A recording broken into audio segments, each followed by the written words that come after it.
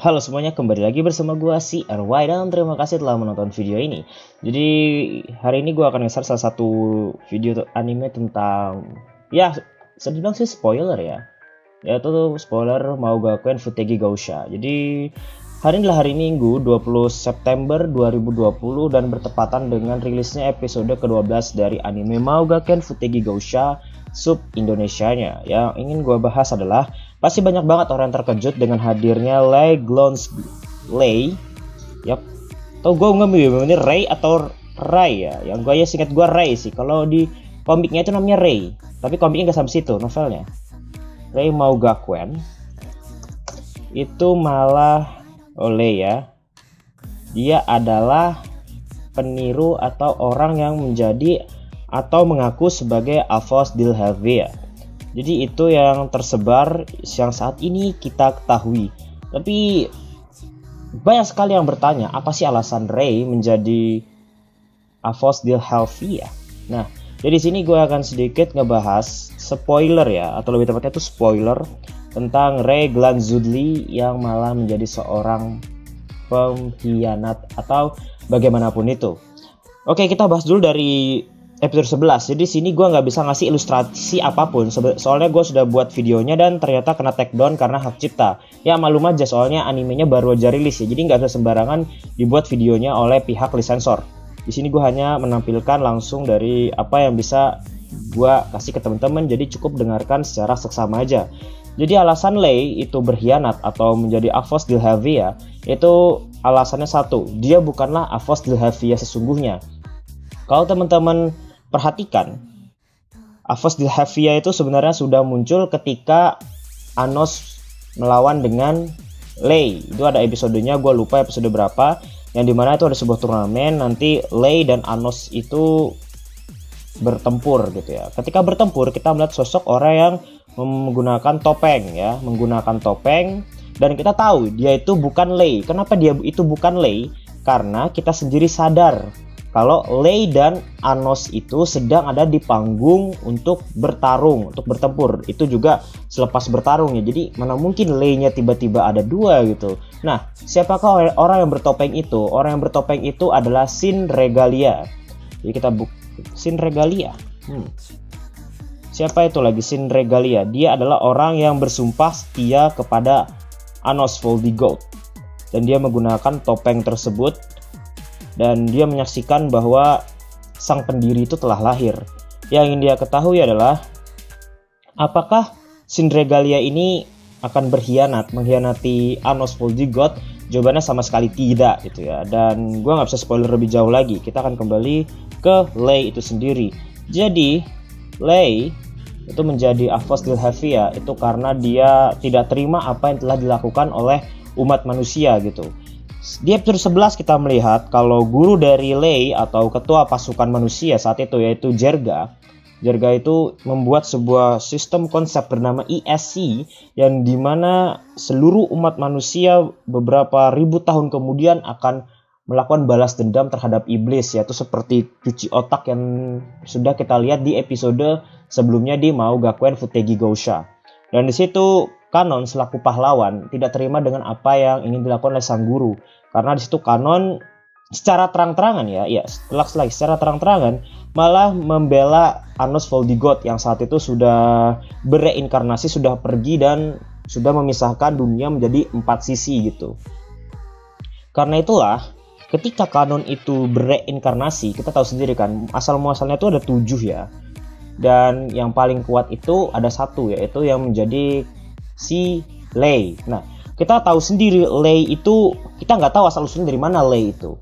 Yang kita tahu adalah dia itu diadopsi oleh orang di Dilhalde. Dilhalde itu adalah nama negara tempat para iblis itu tinggal, atau tempatnya Anos, Misa, Sasha, dan juga Misa lagi. Misanya ada 2, soalnya ada Misa yang ketua Union Club, ada juga Misa Necron, yaitu bawahannya Anos itu sendiri. Jadi dia tuh diadopsi oleh seseorang yang kita tahu sendiri tuh seorang wanita yang mengadopsi Lei. Jadi Lei pun kita nggak tahu asal muasalnya itu dari mana. Bisa juga dia iblis, bisa juga dia itu manusia. Yang harus kita ketahui adalah Lei itu jago sekali berpedang, dan di animenya juga disebutkan hanya Shin Regalia yang memiliki kemampuan berpedang yang bisa disamakan dengan pahlawan kanon.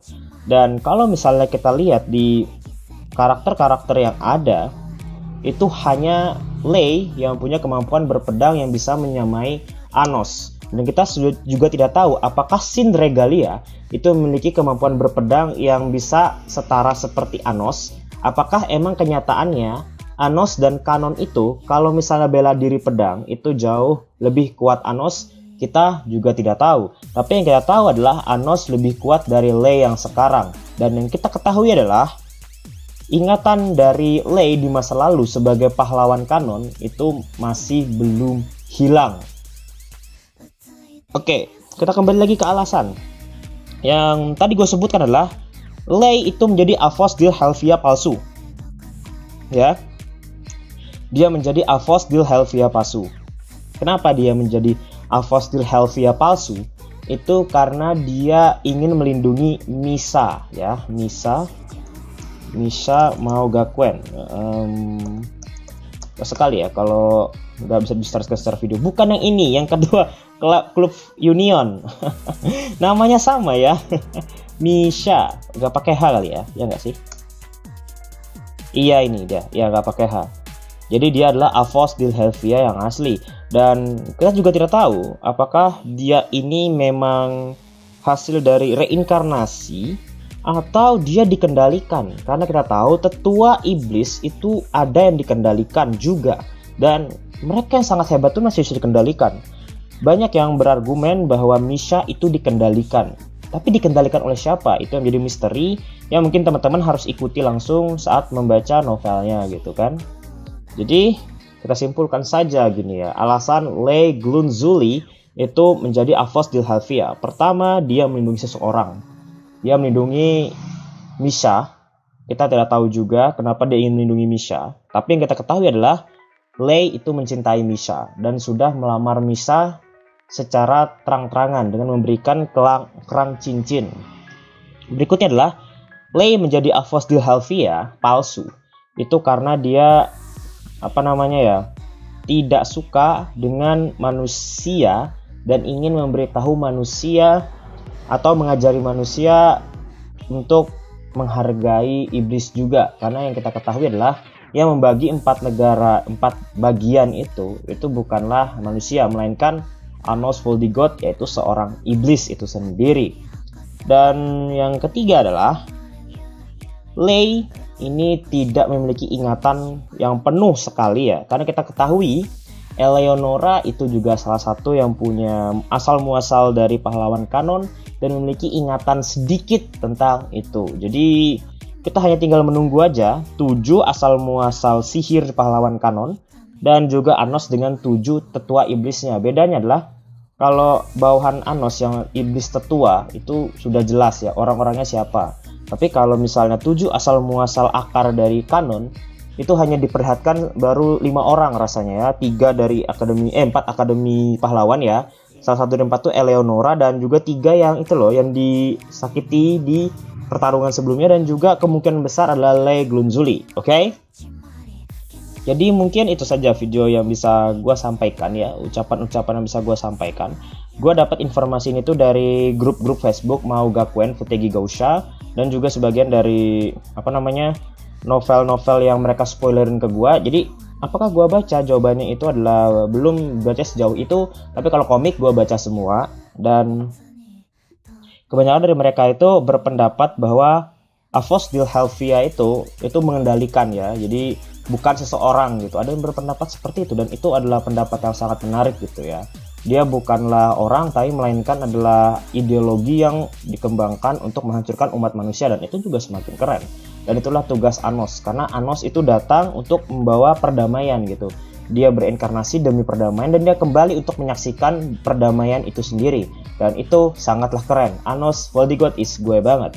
Jadi itu aja video yang bisa gue berikan ke teman-teman. Terima kasih telah menonton. Kalau misalnya gue ada salah-salah, tolong dimaklumi karena gue nggak tahu segalanya. Gue ngomong hanya ingin memberitahu informasi-informasi yang bisa gue sampaikan ke teman-teman karena ini juga salah satu permintaan dari teman-teman viewers juga. Oke, itu sekian dari gue. I'm CRY and see you next time.